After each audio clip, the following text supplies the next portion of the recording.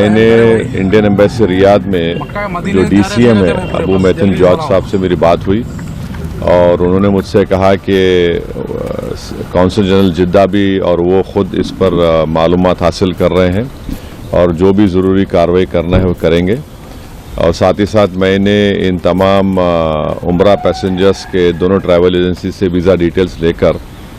Consul general of India जिद्दा को और DCM Indian embassy Riyadh को और साथ ही साथ फॉरेन सेक्रेटरी को मैंने ईमेल किया है। मेरी भारत सरकार से और ख़ास तौर से एक्सटर्नल अफेयर्स मिनिस्टर से जयशंकर साहब से ये रिक्वेस्ट है कि वो इमीडिएटली इस पर देखें और अगर जिन लोगों की डेथ हुई है उनके परिवार ये चाह रहा है कि उनकी डेड बॉडीज़ जल्द से जल्द इंडिया को लाई जाए और अगर कोई उसमें ज़ख्मी है तो उनको अच्छी से अच्छी वहाँ पर उनको इलाज हो सके।